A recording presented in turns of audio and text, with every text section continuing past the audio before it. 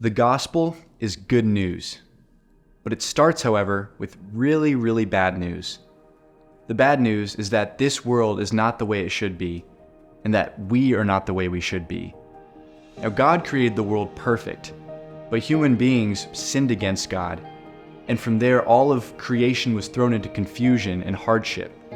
and all human beings from then on were enemies with God, and under the judgment of sin and death. The gospel is the good news that God sent his son, Jesus Christ, down to earth to be born as a human child,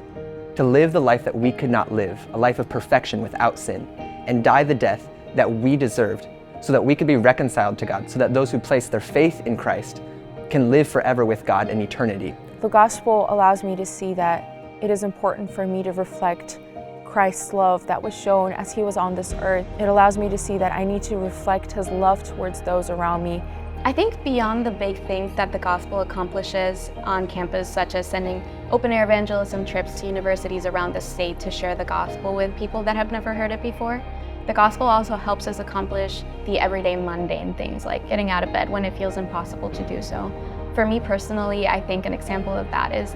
in the mornings, I often forget to read my Bible, and so I leave it off for the next day, and then suddenly it's been weeks since last time I read my Bible outside of church or chapel. The gospel definitely challenges me to not conform to this world. When Christ was on this earth, he was walking with sinners, he was dining with them, but he never conformed to them. He made sure to show his love, his care, especially to those who weren't accepted by society.